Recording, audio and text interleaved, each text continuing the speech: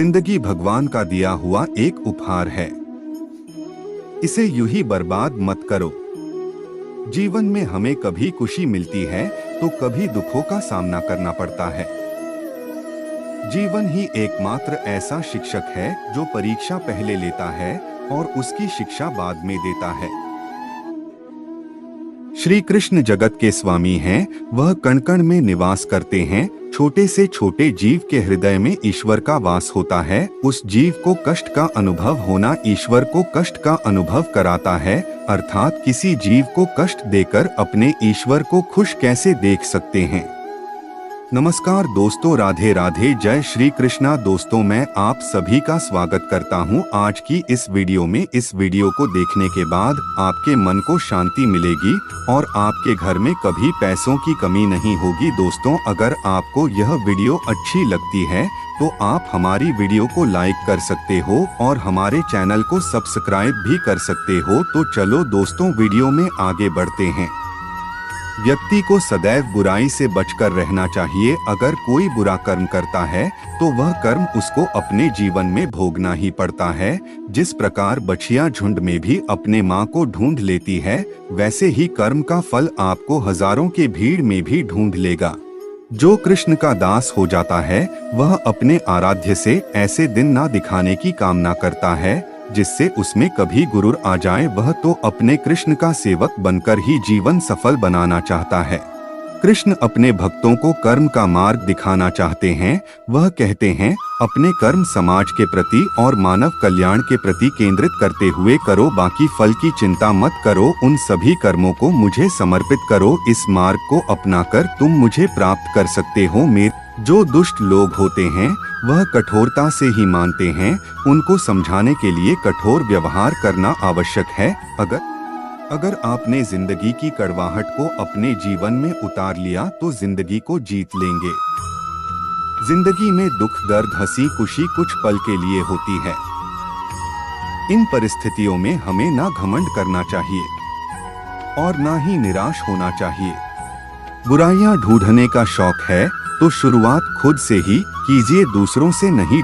पत्थर में एक कमी है कि वो पिघलता नहीं है, मगर एक खूबी भी है कि वो इंसान की तरह बदलता नहीं है। छोटी सी होती हैं ये जिंदगी, इसे हंसकर जियो, क्योंकि लौटकर सिर्फ यादें आती हैं, वक्त नहीं। जब कोई नया मिल जाता है तो पुराना रिश्ता ऐसे खत्म हो जाता है जैसे कभी था ही नहीं।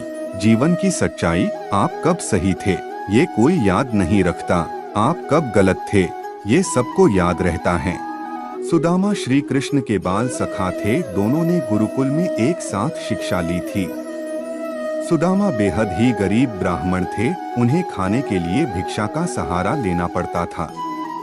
क्योंकि वह सच्चे ब्राह्मण थे, इसलिए वह केवल 5 घरों से ही दिन भर में भिक्षा मांगा करते थे। जितना मिलता उसी में अपना और परिवार का भरण पोषण किया करते थे। यह भिक्षा उनके लिए पर्याप्त नहीं था, अर्थात उनका और परिवार का पेट ठीक प्रकार से नहीं भर पाता था। इसी भिक्षा से अतिथि सत्कार भी हुआ करता था। सुदामा की पत्नी को यह ज्ञात था कि श्री कृष्ण द्वारिका के महाराजा हैं। वह सुदामा के बाल सखा हैं। उनके ऐश्वर्य और वैभव की ख्याति दूर दूर तक फैली हुई थी। अगर सुदामा अपने सखा से सहायता मांगेंगे तो वह ना नहीं कहेंगे। ऐसा विचार करते हुए उन्होंने काफी प्रयत्न के बाद सुदामा को द्वारिका जाने के लिए मना लिया। रास्ता बहुत लंबा था और जाने का एकमात्र साधन स्वयं अपने 2 पैर थे। सुदामा अपने मित्र से मिलने संकोच और लज्जा के साथ द्वारिका की ओर निकल गए। कोई भी कर्म करने से पहले एक बात का हमेशा ध्यान रखना चाहिए कि ईश्वर की नजर सब पर होती है। अच्छे लोगों की ईश्वर परीक्षा बहुत लेता है लेकिन साथ नहीं छोड़ता है, और बुरे लोगों को ईश्वर बहुत कुछ देता है लेकिन साथ नहीं देता है। जो कुछ भी है तुम्हारे दिल में सब ईश्वर को खबर है। तुम्हारे हर हाल पर भगवान की नजर है। जब तक ईश्वर तुम्हारे साथ है तब तक दुनिया की कोई भी ताकत तुम्हें हरा नहीं सकती है। कर्म का फल इंसान को उसी तरह ढूंढ लेता है जिस तरह बछड़ा सैकड़ों गायों के बीच अपनी माँ को ढूंढ लेता है। मन का झुकना बहुत जरूरी है। केवल सर को झुकाने से परमात्मा को प्राप्त नहीं किया जा सकता है। प्रार्थना शब्दों से नहीं हृदय से होनी चाहिए, क्योंकि ईश्वर उनकी भी सुनते हैं जो बोल नहीं सकते हैं। किसी व्यक्ति की मदद कर आप ईश्वर से आप एक पुण्य कमाने के सहभागी बन जाते हैं। यकीन करो, जब ईश्वर देगा तो बेहतर नहीं बेहतरीन देगा। ईश्वर को अपना मित्र बना लो, फिर तुमको कामयाब होने से कोई नहीं रोक सकता है। मौन प्रार्थनाएं जल्दी पहुंचती है ईश्वर तक, क्योंकि वो शब्दों के बोझ से मुक्त होती है। दोस्तों, रखिए रब दूसरा दरवाजा खोल बगैर पहला दरवाजा बंद नहीं करता है। ईश्वर पर विश्वास बिल्कुल उस बच्चे की तरह करो जिसको आप हवा में उछालो तो वो हंसता है। डरता नहीं, क्योंकि वह जानता है कि आप उसे गिरने नहीं दोगे। ईश्वर कहते हैं कि संतुष्ट मन इस दुनिया का सबसे बड़ा धन है। श्री कृष्ण कहते हैं कि जिस व्यक्ति को आपकी कद्र नहीं, उसके साथ खड़े रहने से अच्छा है आप अकेले खड़े रहें।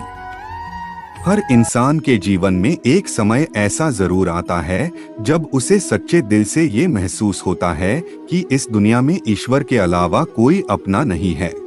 इंसान कर्म करने में मनमानी तो कर सकता है, लेकिन फल भोगने में नहीं। अगर आपको कोई अच्छा लगता है तो अच्छा वो नहीं बल्कि अच्छे आप हो, क्योंकि उसमें अच्छाई देखने वाली नजर आपके पास है।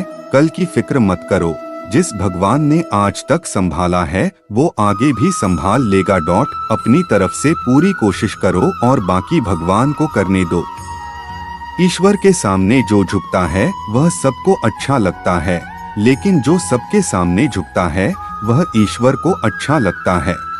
ईश्वर आप पर तभी विश्वास कर सकते हैं जब आपको खुद पर विश्वास हो, क्योंकि ईश्वर बाहर नहीं हमारे अंदर ही है। जब ठोकर खाकर भी ना गिरो तो समझ लेना ईश्वर ने तुम्हारा हाथ पकड़ रखा है। ईश्वर का जवाब भले ही देर से मिलता है, लेकिन लाजवाब मिलता है। ईश्वर उनसे बात करते हैं जो उन्हें सुनना चाहते हैं, और उनकी सुनते हैं जो उनकी प्रार्थना करते हैं। यह दुनिया आपकी उम्मीद तोड़ सकती है, लेकिन इस दुनिया को बनाने वाला ईश्वर नहीं।